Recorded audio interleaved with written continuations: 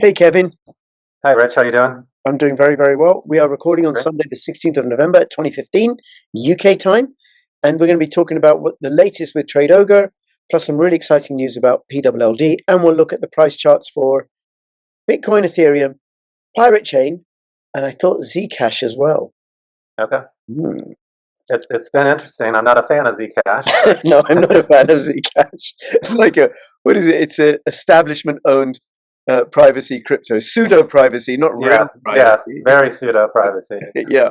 Okay. So you are one of the team at Palladium, PLLD.net, and you and I have been doing these videos regularly once a week where we look at what's happening with PLLD and also what's happening with Tradeogre and what's happening with some technical analysis because you do trading, I don't, and I'll have all the links in the description below. Do you want to tell us what's happening with Tradeogre and just give us a little few sentences backgrounds so people get Yeah, so as people following know, back at the end of July, Tradeogre kind of disappeared off the internet, and there was a lot of different suspicions about what happened.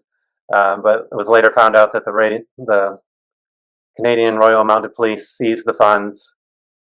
Since then, we've been focusing our efforts to recover the funds that the Palladium project had on the exchange, and we've opened that up to assist others that had accounts on the exchange and funds on the exchange to help them recover their funds as well. Tomorrow, there's going to be a court session by the prosecutors looking for an extension of the funds that they seized. I believe they're asking for a year extension. Our legal team is going to be filing an objection tomorrow because we feel that us and the people that we're representing that did no illicit activity or criminal activity with the exchange shouldn't have our funds held up any longer. yeah. So That makes sense. That the police don't have a right to seal funds that are legally held. yeah, Yeah. yeah, when there's no wrongdoing on our behalf. So Yep. So that court hearing is on Monday, the 17th of November, and fingers crossed, we'll be able to do this video again, and then people get an update. But also, if people go to PLLD.net, they can then, if you want to piggyback on PLLD.net's claim, because you fill in a form, you'll need to do KYC, give power of attorney to Palladium's lawyers in the Czech Republic, and possibly also their lawyers in Canada. So it's all being done legally and properly. And if you got a few $1,000s worth of crypto in there at least, then it may be worth your while to do this. There will be a charge for the service because the lawyer's got to be paid. So yeah, let's watch out for that, right? And then people yeah, got to work it out for themselves because you will need to dox yourself and do KYC. And if you don't want to do that, okay. yeah, yeah. I mean, yeah, I know it is a choice. I'm not happy about it either, but I don't want to give away. I don't want to make a donation to the Royal Canadian Police either. That's right. That's right. That's the other thing, because I suppose the Canadian government gets to keep funds that haven't been Yeah, I think claimed. you have 5 years to Right. claim it. Yeah. Yeah, but you'll need that court order for them to release it to you. So you got to kind of go through the process. So Okay. All right. Well, look, let's have a look at. Let's start with Zcash. So this is Zcash on the monthly, and currently the price is about $670. But I remember when Zcash launched, there was so much hype about it, and something like as soon as it launched, the price shot up to 6 Bitcoin. I remember that. Look at that. yeah, At an all-time high of $5,282, and that was back in October 2016 when it launched, and then it's never reached those dizzy heights again. And it's been a lot of controversy. It was in the 2017 bull run, around about then. January 2018 reached a high of about just under $1,000, and then in 2021, $360, and now it's gone up like crazy the last couple of months. And why has it gone up like crazy? I think they've made some change to their algorithm. I'm not sure what it is. I'm not a fan of Zcash, but it's yeah. just I'm not either. I thought I also heard there was possible ETF being created too. Right, right. That I don't know. But what I do know is that it's not really a proper cryptocurrency because it's so centralized. And one of the things that Zcash has is I found out today is a 20% development team tax to the dev team. Mm. So as the coins are mined, 20% of whatever's mined goes to the dev team. Yay! That's a pretty nice structure, It's I a guess. really nice structure if you're in the dev team. And then there have been forks of Zcash. So Zcash is a fork of Bitcoin and it has optional privacy. So you can send a transparent transaction or a private transaction. Most of the transactions aren't private. And then there have been forks of Zcash, Classic, which is, I think, pretty much a dead coin, and Zen, which is still going strong. No longer a privacy crypto, Zen, but it's still going strong. Okay, so would you trade this? I've never touched it, to be honest. That may be for ethical reasons. However, Yeah. what we have here is a possible. Yeah, I mean, it does look like it's going to continue going up, but I think that might be it. Let's on the daily. Let's have a look on the 4-hourly. Well, you got a little cup and handle there, haven't you? Little saucer there. yeah. Yep. So I think because of the one, privacy cryptos are getting a lot of attention. Monero has done much better than Bitcoin this year, and this going up. A little handle, break up above 726, and off we go with a high from 437 to 680, which is $200. So the target would be about $900, I reckon. Yeah. It's the May 21 high. There you go. There's Zcash. We're going to talk about a proper privacy crypto and Bitcoin and ETH as well in a moment. But I just thought we should tell people some news about Palladium. And this is the website, PLLD.net. And what Palladium does, they have an algorithm that trades and does arbitrage between different exchanges and then uses the profits to purchase PLLD tokens and remove them from the market. So the price has gone from 7.7 of a penny in May to about 80 cents currently. It has been as high as $3. And then the other thing are the NFTs. And you talked about the NFTs. Let me scroll down here. Real estate NFTs. So when are you launching the NFTs? And explain the NFTs, please. Yeah, so the first collection pre-sale is launching in 5 days. I think if you scroll down, you'll see the timer. It has a live timer for the first pre-sale. So yeah, 5 days and 15 hours from now. And you can see the price has been set at $20 a token. And there's only, I think, 10,050 tokens available for the first collection, which is a cottage that's going to be like Airbnb rental. This one here. Yep.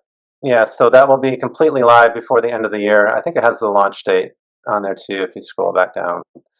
Yeah, it has some details of the property and then the actual dates. So yeah, the end of the sale is the end of the year, and then you can claim them at the beginning of the year. Right. So. Okay. Now you got the pre-sale till the 1st of January, and then the first round. Yeah. What's the advantage of coming in the pre-sale versus this one? You just first dibs. You get guaranteed before that goes on the market. You get it set at that price because our plans is to bring it to Poloniex, list them on Poloniex too. So the price could fluctuate on Poloniex if the demand is higher. Okay. All right, and there is it, and then people who buy the NFTs will get a share of the rental income, and then should the property get sold, they'll get a share of the profits from the sale of that property. Correct, and all the rental income will get paid in USDT, and it will go straight to the same wallet that they're holding the NFTs in. Right. Very nice. Very nice. Okay, so hassle-free property management. Yeah, with crypto USDT being paid in stablecoin, which means that there isn't the fluctuation that you would get with altcoins or Bitcoin even. Okay, so that's the NFT, and that starts 5 days time, the 22nd of November.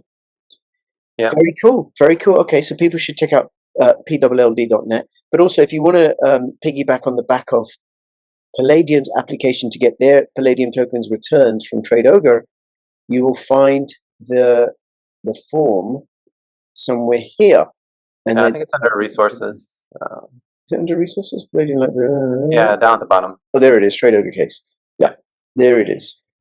There it is. Okay.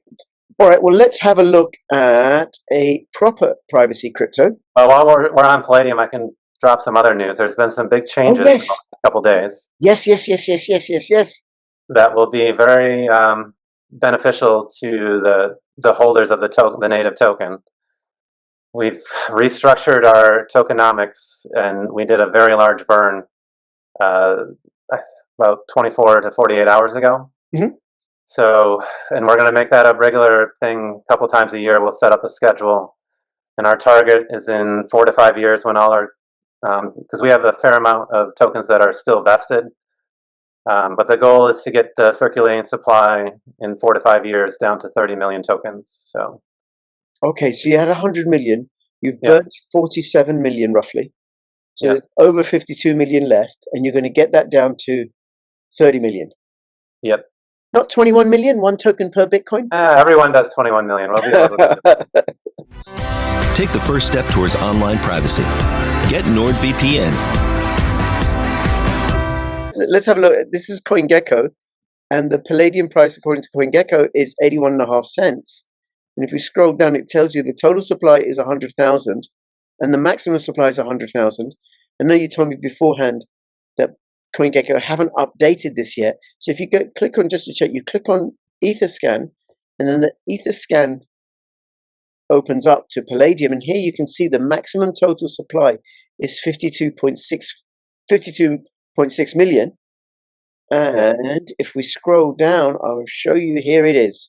This is the transaction, and it went. Yeah, that's one of them. And then one of them, 47.2 million.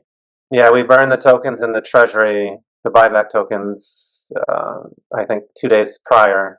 Yes, you'll see another 157 right there. 157,000. But yeah, and what this is a really good wallet. If only you and I could get the private keys, I'd share this with you, Kevin. Right? So this is what it is. Yeah, there's quite a bit in that wallet. You can see there's hundreds of tokens in that wallet. Yeah, this is what it is. Let's click on that, right? This is what it is to burn crypto, to burn an ERC20 token. It gets sent to this address, and nobody has the private keys for this address.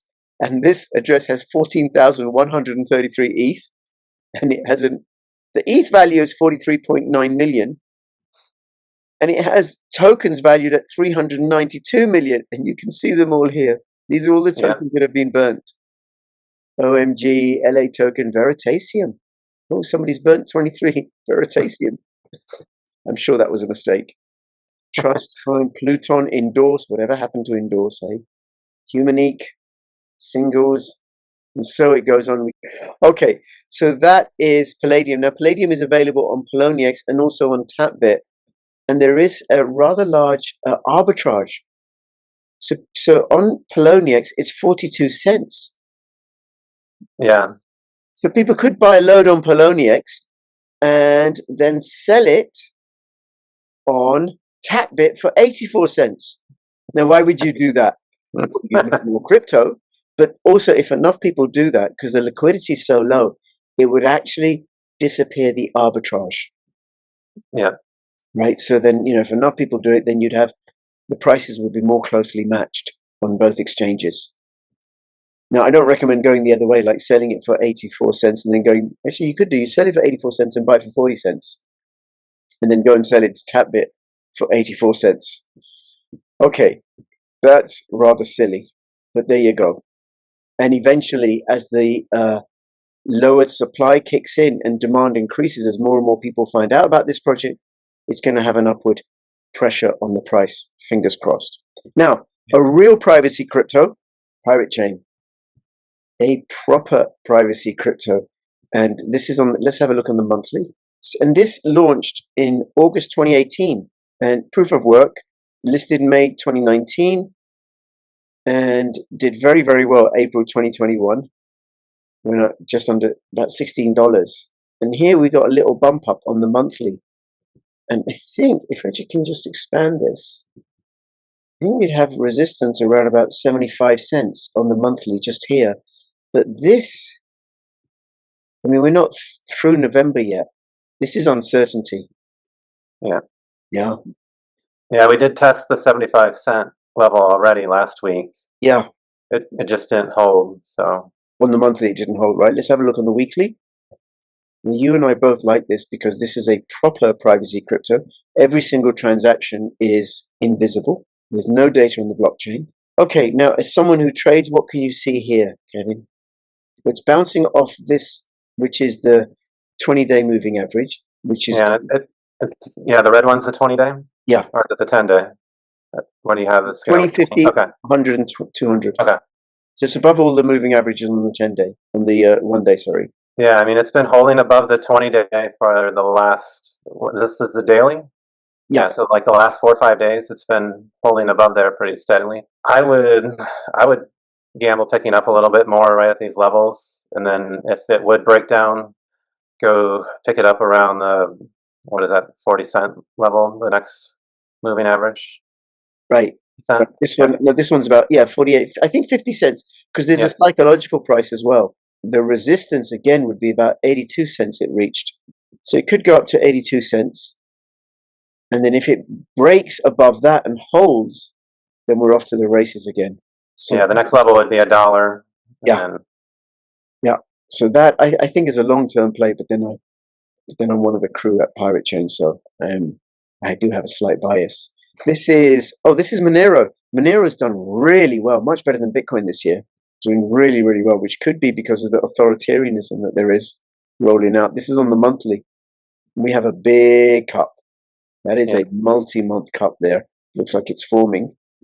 And on the daily, so I think we'd have a floor about $380, $285, because everything's took a dip last few days or so. 385, and then off we go again, I think. Yeah, I expect it to turn around and go back up. Maybe another 5% downside possible before it goes back up. Yeah, because it's actually stayed quite a bit above the 20-day moving average. Not even close last few days or so.